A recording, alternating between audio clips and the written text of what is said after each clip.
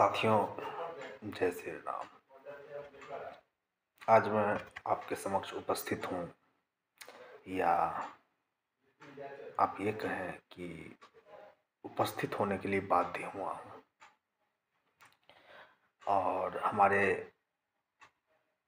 मेरे अंदर की पीड़ा और वेदना ने यहाँ उपस्थित होने के लिए मुझे मजबूर किया।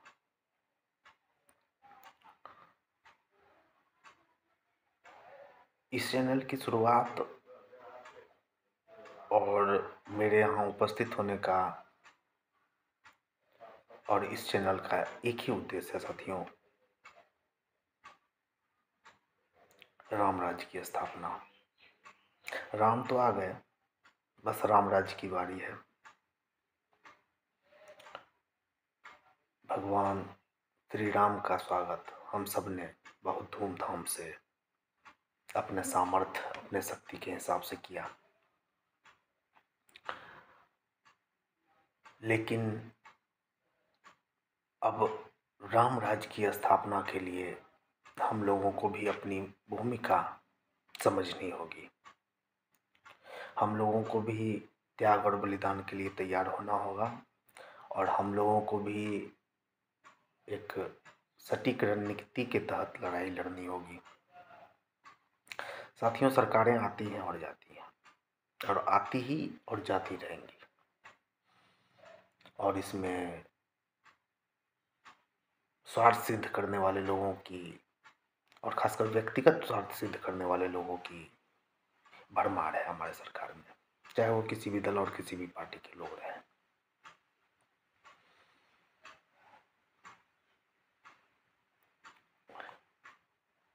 इस चैनल की शुरुआत की बस एक महत्वपूर्ण उद्देश्य यही है कि हम राम राज्य की स्थापना के लिए एक सार्थक कदम और सार्थक प्रयास करें, और जनता के कष्ट, वेदना, प्रताड़ना और पीड़ा को जनता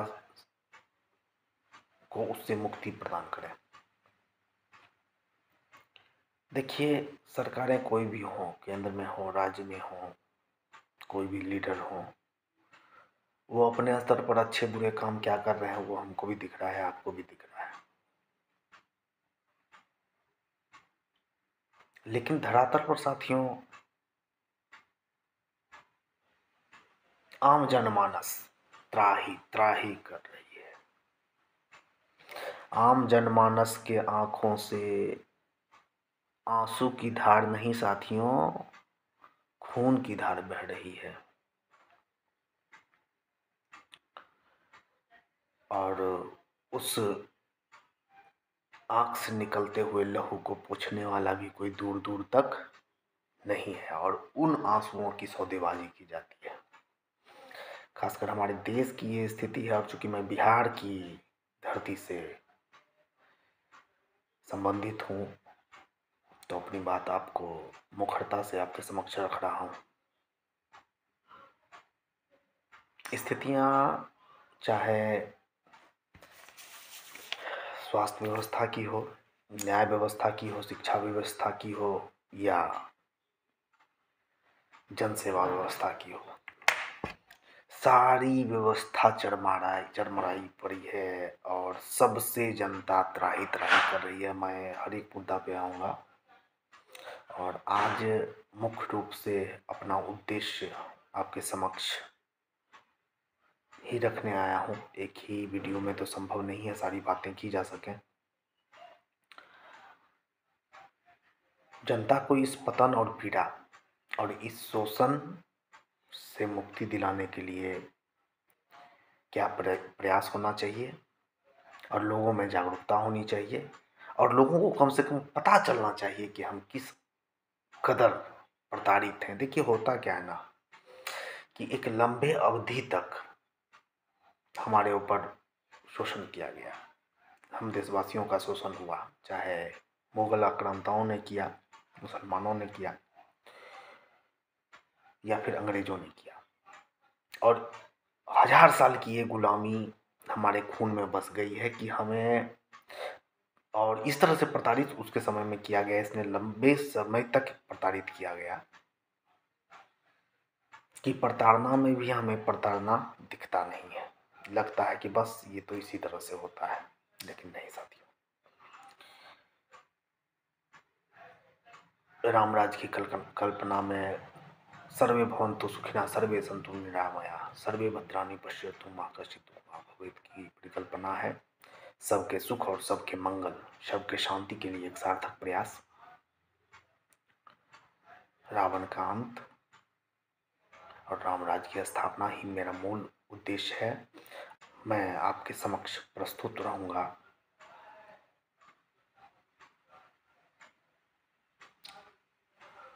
स्वास्थ्य व्यवस्था के गंभीर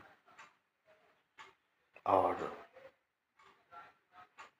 शोषण भरे व्यवस्था पर कुछ महत्वपूर्ण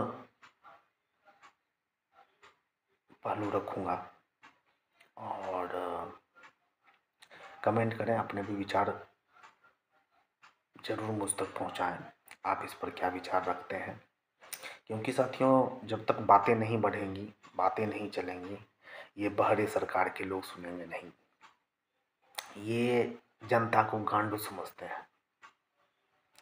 ये हरामखोर लोग सरकार में बैठते हैं, चुने जाते हैं, अपना पॉकेट भरने के पीछे लगे रहते हैं। कोई मतलब नहीं है इनको जनमानस के परेशानी से, कोई व्यवस्था नहीं है, कोई योजना नहीं है, कोई सटीक कार्य करने का प्लानिंग नहीं है इनके पास। तो आज अपनी वाणी यहीं विराम करूंगा। इसके अगले श्रृंखला में स्वास्थ्य व्यवस्था पर हमारी चर्चा होगी। बहुत जल्द आपके समक्ष प्रस्तुत होता हूँ अपने अगले एपिसोड में। आपका साथ मिले और हम लोग कुछ बेहतर कर सकें, हम सब मिलके कुछ बेहतर कर सकें। इस रामराज की स्थापना हेतु एक नल नील, एक वानर की भूमिका निभा सकें। बस यही प्रार्थना है साथियों। जय श्री राम।